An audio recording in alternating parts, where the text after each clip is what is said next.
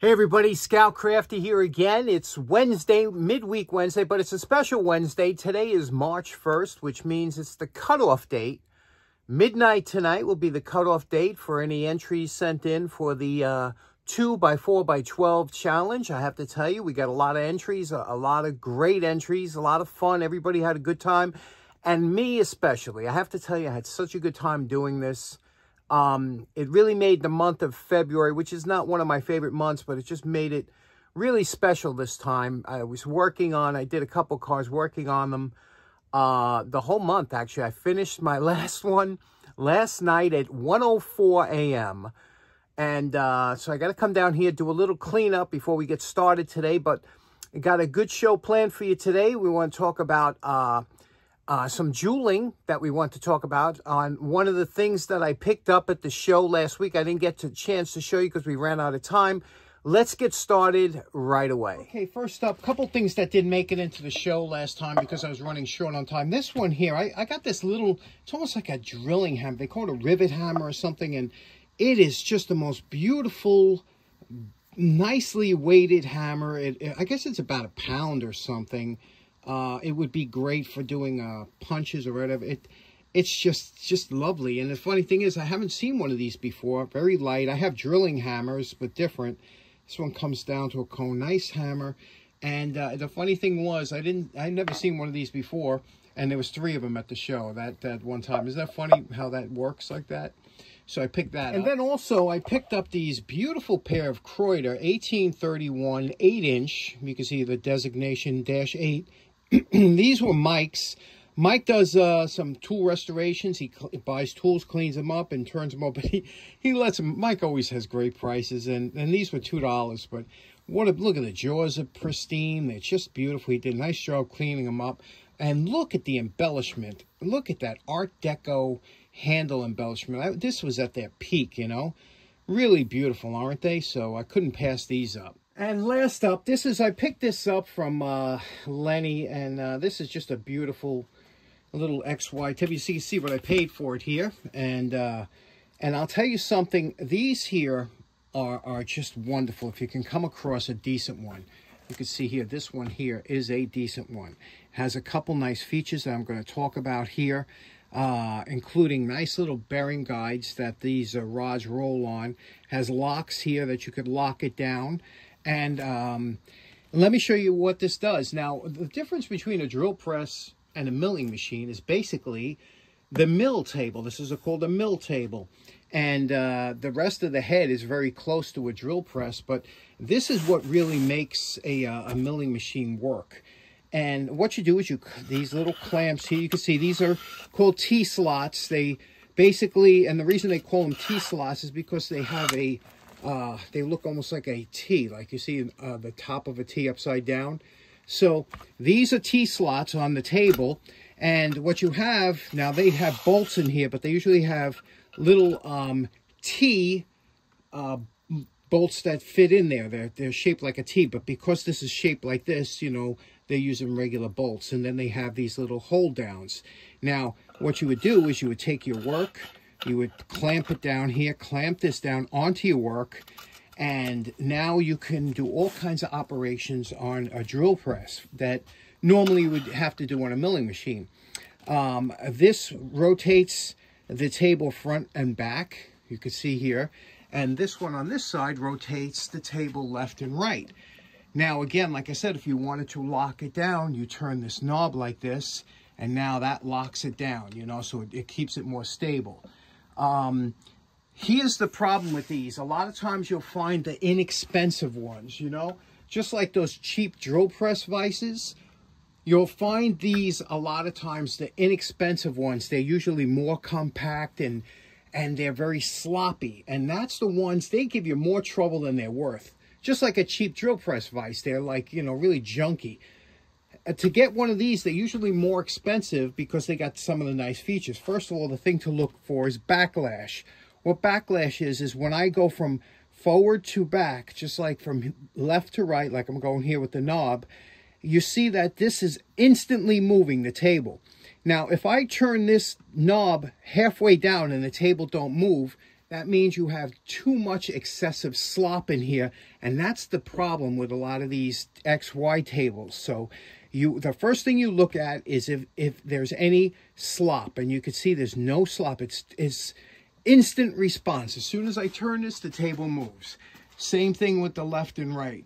No slop. So that's number one. It's really important. Number two, you can see these are Acme threads, really good, you know. It's got the bearing guides on here, and it's solid. When you move this back and forth, it's not, you know, moving all over. Again, slop is what kills these things.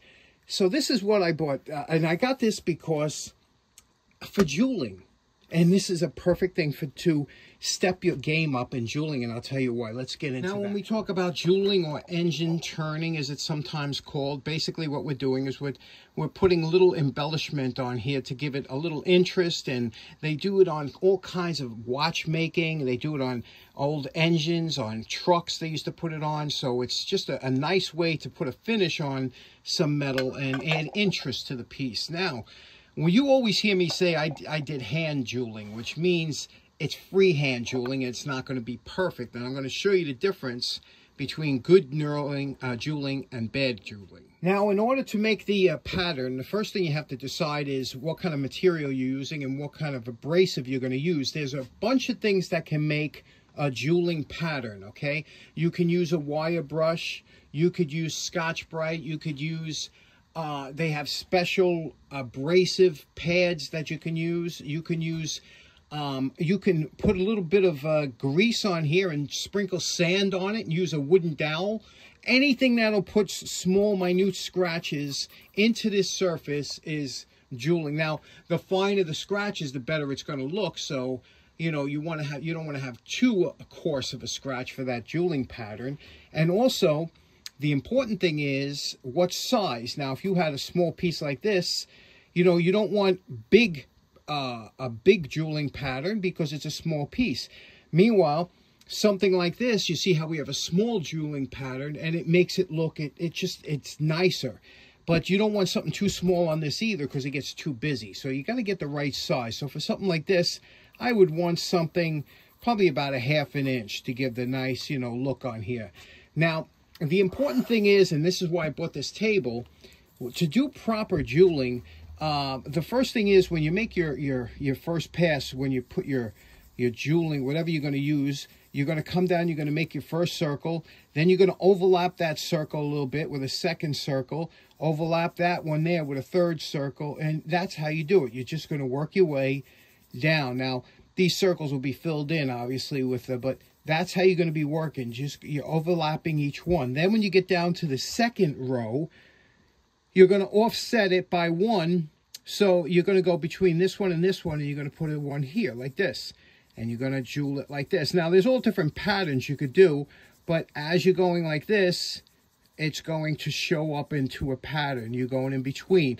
And then when you go to the third line, you go back to the same as the first one, you know. And again, you're overlapping. Not only you're overlapping each one, but you're overlapping the top. So it's kind of, it's chaos, but it's in an orderly fashion that makes it look nice. Now, another thing to remember is now how these lines go across is what makes your jeweling look like totally professional or hand jeweling, like somebody's just doing it for decorative reasons. Now, the reason you want it to be, you know, to be exact is because that really makes it look good. So now you see why this XY table is so nice as an accessory for jeweling, because when I come down and touch the abrasive to here, I can advance it 1 revolution, hit it again, 1 revolution, hit it again, and it'll be perfectly spaced and perfectly lined up. Whereas if I was doing it by hand, you could waver a little bit, it's not exact, and it shows up. Really, when you look at it, you could tell right away that was done by hand and not by a machine.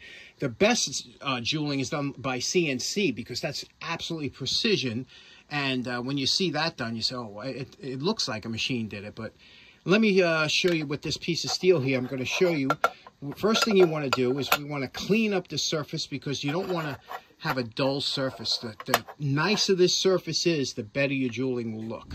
Now here we just wire brush the surface. You can see the difference here. We just wire brush, got a little bit cleaner. Now we're just going to hit it with a little bit of mother's polish and just get that a little bit more shiny. Okay, now we got a nice little shine. It's not supposed to be mirror, you know, you can see here, it's not a mirror shine. We just enough that'll show up the knurling. Now, let me show you the different type of knurls we could use. My favorite is a piece of Scotch-Brite that is put onto the end of a dowel. Now, this is a poor man's jeweling abrasive, but this thing works fantastic for me. It's one of my favorites. Just take a dowel that's about 1.5 inches long. This is about 3/8. You can have it any length you want, or you can have it any width you want. Then just glue a little bit of Scotch-Brite. The more abrasive Scotch-Brite is better. Don't get the cheap Scotch-Brite that you get for cleaning dishes. You need something a little bit more abrasive.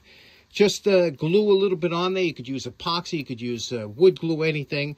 You know, and you could put it on a clamp or whatever, and you could trim it with scissors. It doesn't have to be a circle. When you put it on, you could just take a square and then trim it with it, and that's it. And then you put this in your drill press. I did both ends, so when this gets a little worn out, you could flip it around. Let me show you how this little cheap knurler works. Now, to do this, first I'm going to show you in a real time so you can see how long it takes. How long I'm only touching it down for a little bit of second. You got to get used to how much pressure. You don't want to put too much pressure on. Now, the best thing to do is raise your table up. Okay, raise it up here. Don't be afraid to raise and lower your table. Raise it up so you're not using, you're not putting a lot of stroke into your drill press. Okay, now we're going to just do I'll just do one couple shots here to show you this is real time.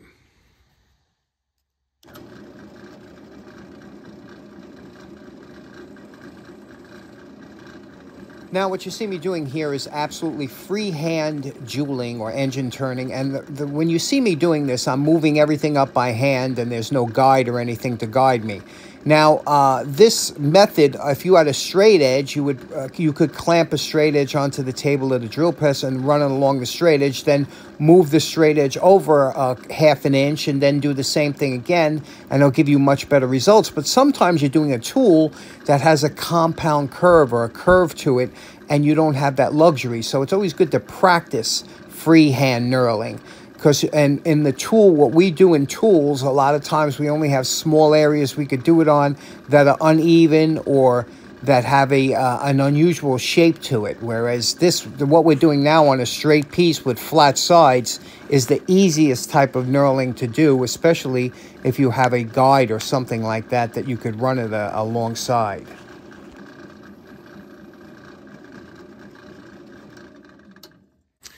Okay, now that's in real time, okay? Now you see here, again, now it's not perfectly even. You can see I was drifting a little bit, but when I do this whole thing, it'll look nice, you know? I mean, you can see here, I was a little bit crooked over there, but that's where that XY table will come, and I'll show you. I'll do a little piece with the XY table, and you'll see the difference. Now, you see here we have it hooked up to the drill press table. Everything's locked in. Now what I'll do is I'll give it 2 revolutions each time I come down with the drill press. And again, a setup takes much longer, but this is if you were doing something that really had to come out good. So let's take a look how this comes out.